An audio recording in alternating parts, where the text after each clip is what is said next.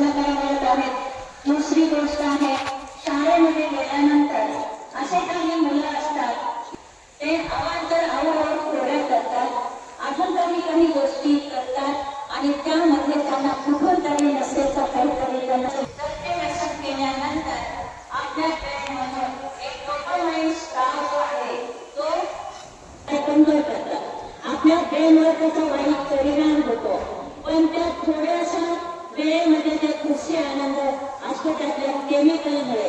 तर त्या लोक काय होतात, समजतात की नशा केल्यानंतर माझं टेन्शन कमी होईल, मी खूप खुशीमध्ये राहील, पण नाही।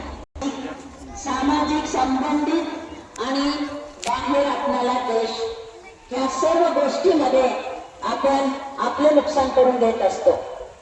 माझ्या चिमुकल्याने मी सांगू इच्छिते की आपल्या भारत देशामध्येच एक टार्गेट काढलेला आहे NGO न, तर त्यामध्ये सांगितलेलं आहे की 30 लाख लोक फक्त व्यसन करण्यानं वर्षाला मरतात। एक वर्षाला किती लोक मरतात?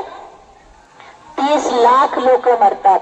तर अशा ह्या काउंट मध्ये आपला नंबर येऊ नये म्हणून लहानपणापासूनच आपण दृढ संकल्प करायचा आहे, दृढ प्रतिज्ञा करायची आहे की मी व्यसनाच्या, आता बघा इथे कितीतरी पर्सेंट मध्ये मुलं अभ्यासाकडे दुर्लक्ष करणारे असतील, कितीतरी जास्त पर्सेंट मध्ये अभ्यासाकडे लक्ष देणारे पण असतील, बरोबर आहे।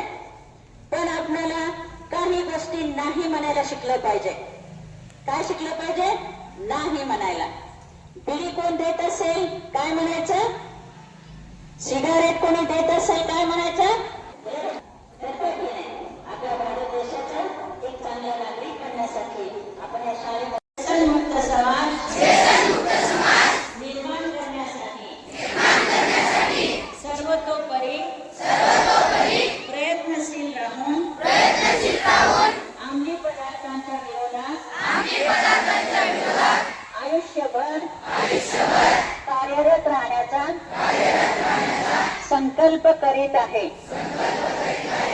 मी राष्ट्रगीत, राष्ट्रध्वज व राज्यघटनेचा